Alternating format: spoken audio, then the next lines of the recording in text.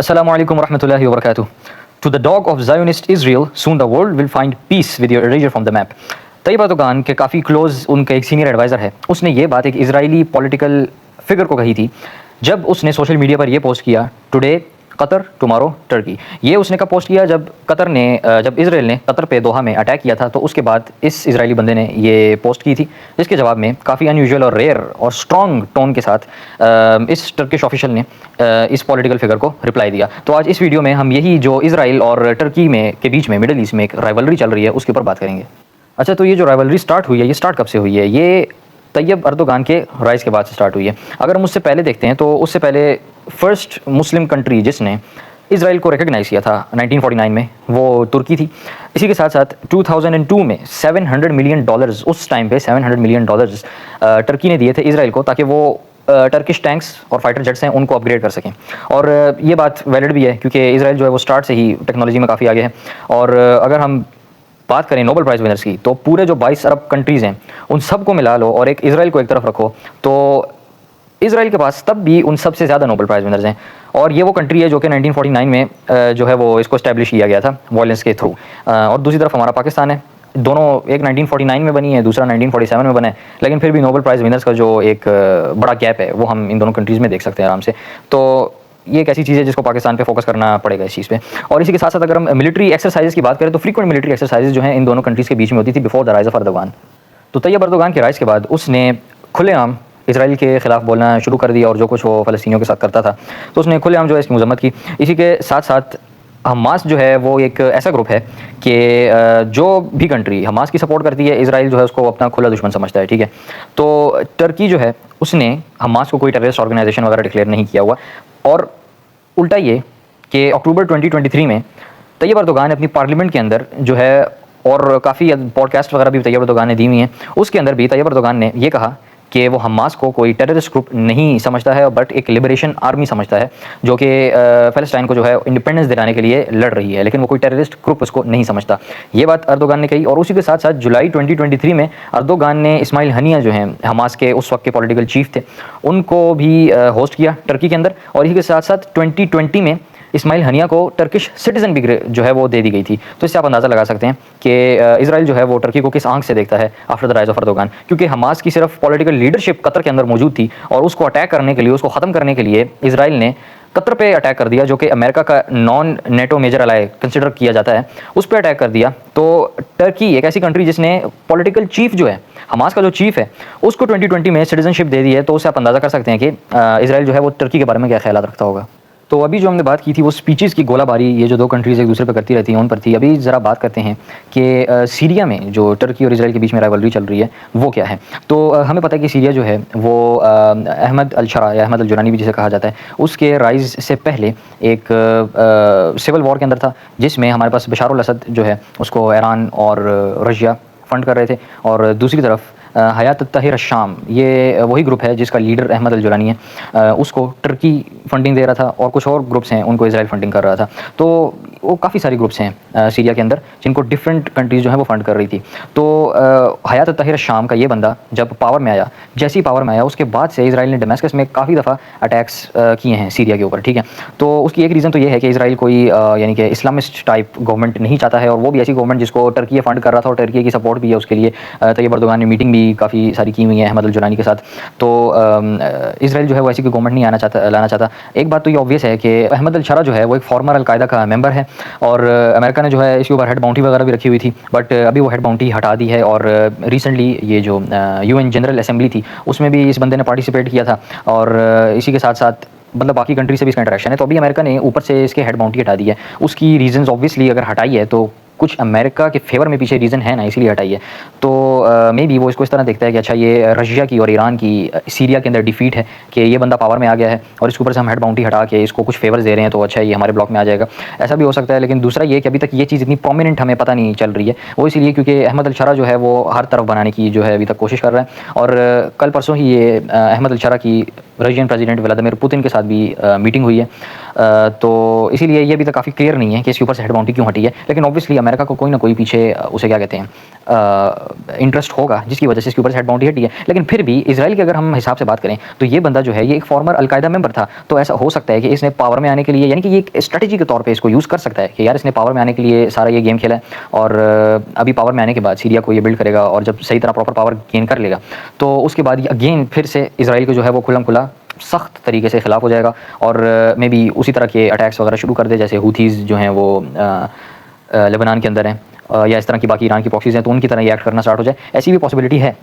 तो यही एक वजह है कि इसराइल जो है वो इसके ख़िलाफ़ है। और दूसरा ये कि टर्की की सपोर्ट जो है वो इनको हासिल है, और दूसरा ये कि टर्की जो है अपनी मिलिट्री एक्सपेंशन भी करना चाह रहा है और उसके लिए सीरिया को टर्की ने चूज़ किया है। और ऐसी काफ़ी बेसिस हैं, एयर बेसिस हैं जो सब्जेक्टेड रखी थी टर्की ने कि इधर हम अपने मिलिट्री वगैरह के इक्विपमेंट डिप्लॉय करेंगे सीरिया के अंदर और मिलिटरीली अपनी एक्सपेंशन इधर करेंगे। और वो सारी जो मिलिट्री बेसिस जो कि टर्की जिनको प्रोजेक्ट किया हुआ था टर्की ने, जिनको सब्जेक्ट रखा हुआ था कि हाँ हम इधर जाके जो है वो डिप्लॉयमेंट करेंगे इस बेस में, उन सारी बेस को जो इसराइल ने डमस्कस में और सीरिया में भी अटैक किए थे उन सब बेसिस को उन अटैक्स के दौरान इसराइल ने तबाह किया है, वो सारी बेसिस जो सब्जेक्टेड थी। तो ये हमें ये भी शो करता है कि सीरिया के अंदर कैसे ये जो दो कंट्रीज़ हैं इसराइल और टर्की है, ये एक दूसरे से एक राइवलरी में हैं, लड़ रही हैं।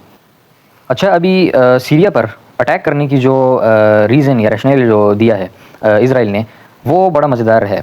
उसने जब जितने भी अटैक्स किए हैं सीरिया पे तो उसने क्या क्या क्या अटैक किए हैं कि हम अपने जो दुरूज़ भाई हैं उनको उनकी राइट्स की जो है वो इधर उनको उनके राइट्स इंश्योर कर रहे हैं और हम उनके लिए सीरिया पर अटैक कर रहे हैं। असल में दुरूज़ हैं कौन, पहले इनके बारे में बता देता हूँ। दुरूज़ एक रिलीजियस माइनॉरिटी है जो कि सीरिया के अंदर, लेबनान के अंदर, जॉर्डन के अंदर और इसराइल के अंदर पाई जाती है। और ये एक इस्माइली शिया ऑफशूट है, यानी कि मुसलमान ही थे, उनका एक ऑफशूट है और उनके कुछ बिलीव्स हैं जिनकी वजह से इनको अभी नॉन मुस्लिम डिक्लेयर कर दिया गया है, लेकिन ये मुस्लिम ऑफशूट है। और ये जो दुरूज़ लोग हैं ये इसराइल की फ़ौज के अंदर भी एक मतलब काफ़ी सिग्निफिकेंट प्रोपोर्शन के अंदर पाए जाते हैं।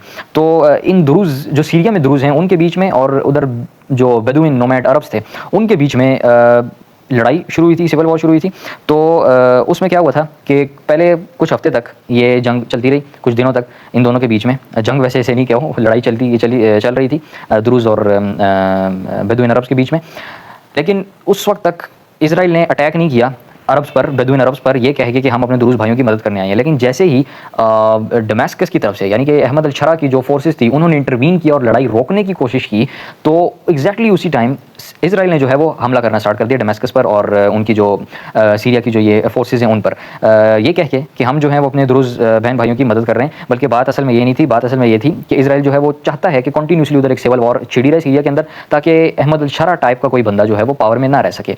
ठीक है, और इसकी एक और वजह यह भी है कि इससे पहले जब सिविल वॉर थी, यानी कि बशार अल-असद के टाइम पे जब वो सिविल वॉर चल रही थी सारी, तो उस वक्त भी ये दुरूज़ माइनॉरिटीज़ थी और ये लोग भी एक ग्रुप की तरह जंग जो है वो बाकी ग्रुप्स के अगेंस्ट लड़ रहे थे और इन्होंने भी वेपन्स उठाए हुए थे। तो उस वक्त क्यों इसराइल ने जो है वो इनकी सपोर्ट नहीं की और इस तरह अटैक नहीं किया ये बोल के कि भाई हम अपने भाइयों की जो है वो इस तरह मदद करना चाह रहे हैं, उस वक्त इसने ये काम नहीं किया और ये काम अभी उसने किया है। तो ये बात जो हुई है ना, इसके पीछे से हमें समझ लेना चाहिए कि बात जो है वो असल में कुछ और है। इनको भाई बहन वगैरह से कोई लगाव नहीं है, इन्होंने अपने बाकी जो मकसद है उसको परसू करने के लिए इन्होंने ये काम किया है।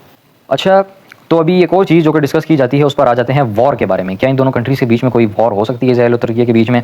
तो ये जानना सबसे ज़रूरी है कि तुर्की की नेटो के अंदर सेकंड बिगेस्ट आर्मी है, ठीक है, और ये नेटो का एक पार्ट है, मेंबर है।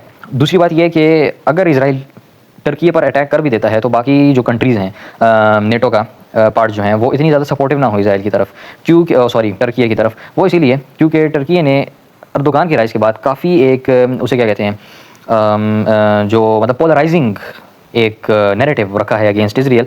और नेटो की मोस्टली कंट्रीज़ जो हैं वो इसराइल की सपोर्टिव थी, वेरएज़ तुर्की जो है वो बिल्कुल उनसे अलग जो है वो स्टैंड करती थी और ओपनली इसराइल को क्रिटिसाइज़ करती थी।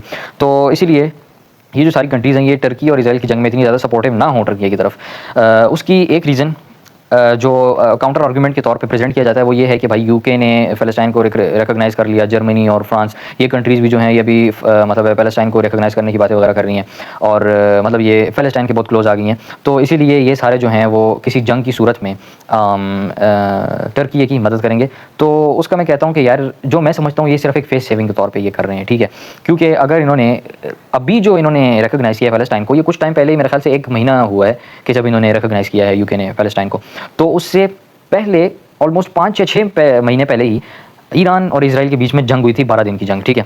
तो जितने बंदे शहीद हुए हुए थे 1 महीना पहले, यानी कि जब इन्होंने रिकग्नाइज किया था पैलेस्टाइन को, तो ईरान इजराइल की जंग के दौरान भी उतने ही बंदे शहीद हुए हुए थे फ़लस्तीन के अंदर। और इसी के साथ साथ जो स्टारवेशन थी और ये जो एड वगैरह है, उधर जाने का ब्लॉकेड वगैरह की हुई थी, वो उस वक्त भी थी। यानी कि सब कुछ जो 1 महीने पहले था जब इन्होंने रिकग्नाइज किया पैलेस्टाइन को, उससे पहले ईरान इजराइल की जंग के दौर के वक्त टाइम पे भी यही सब कुछ था। तो उस वक्त यूके ने जो इजरायली एयर जेट्स हैं उनको जो है वो जब ईरान पे हमला कर रहे थे तो उनको फ्यूलिंग में हेल्प की थी। इसी के साथ साथ ईरान के जो मिसाइल्स आ रहे थे इजराइल पे, तो उन मिसाइल्स को इंटरसेप्ट करने में भी यूके ने हेल्प दी थी। और वो तो ईरान की धमकियों के बाद जो है यूके बैकफुट में गया था। ईरान ने कहा था खुला खुला कि अगर दोबारा इंटरसेप्ट किए गए हमारे मिसाइल्स तो जो कंट्री करेगी उसको भी जंग में हम जो है वो कंसिडर करेंगे और उस पर भी अटैक करेंगे। तो ये वजह है कि यूके जो है वो बैकफुट पे गया था, वरना स्टार्ट में वो क्लियरली जो है वो इंटरसेप्ट कर रहा था मिसाइल्स ईरान के जो कि इजराइल पर गिर रहे थे। तो ये काम उसको उस वक्त भी उस टाइम न्यूट्रल लेना चाहिए था ना, ये नहीं करना चाहिए था, लेकिन ये उसने किया। तो ये मैं समझता हूँ कि ये सिर्फ उनका क्योंकि प्रेशर बिल्ड हो रहा था उनकी पब्लिक का फ्रांस में और जर्मनी में और यूके में, तो इसीलिए उन्होंने ये मतलब काम किया है रिकग्नाइजेशन ऑफ पैलेस्टाइन, वरना उनका कोई मकसद नहीं था इसके पीछे। और दूसरी बात ये है, नेटो के बारे में एक जो मिसकंसेप्शन पाई जाती है उसको मैं क्लियर करने लगा हूँ। नेटो का जो आर्टिकल 5 और 4 है उनके तहत ये चीज़ सामने आती है कि aggression against any member country will be considered aggression against all the member countries, ठीक है।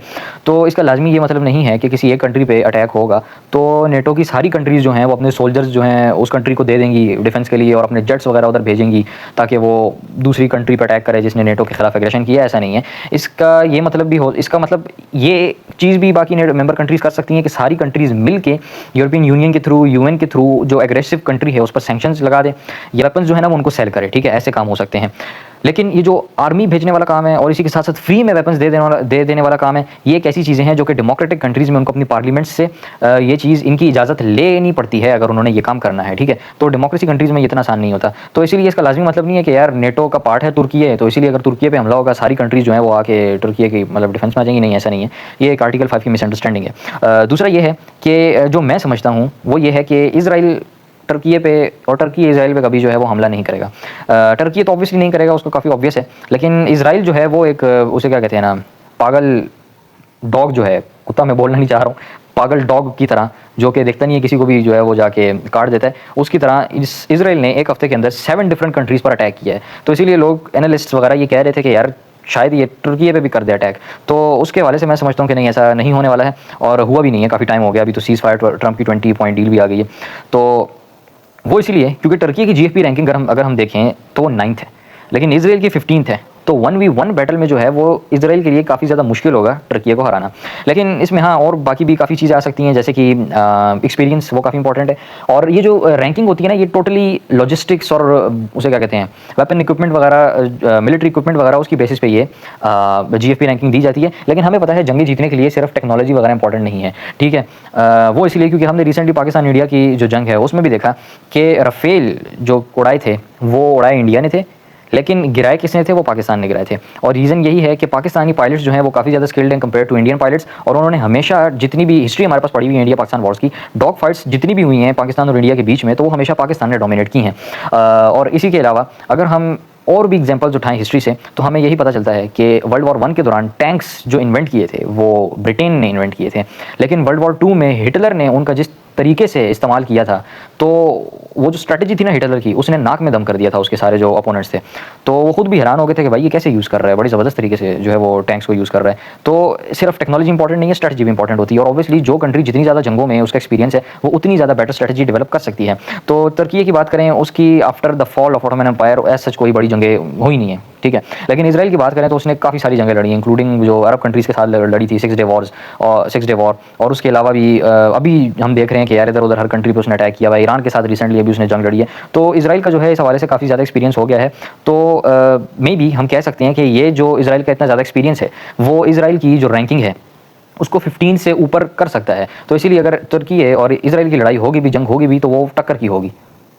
और दूसरा, अगर हम यूएसए वगैरह जो बाकी मेंबर्स हैं नेटो की, उनकी बात कर लें तो वो टर्की को सपोर्ट करेंगे या इसराइल को, क्योंकि वो टर्की अनफॉर्चुनेटली नेटो का पार्ट है और इसराइल जो है वो एक काफ़ी स्टॉन्च कह रहा हूँ, वो एक काफ़ी बड़ा एलाई है यूएसए का और इन बाकी कंट्रीज़ का। तो मैं समझता हूँ कि अगर इस तरह की कोई वॉर स्टार्ट हुई ना, तो ये ना यूएसए और बाकी कंट्रीज़ ना डायरेक्टली टर्की को हेल्प करेंगी और ना ही डायरेक्टली इसराइल को हेल्प करेंगी।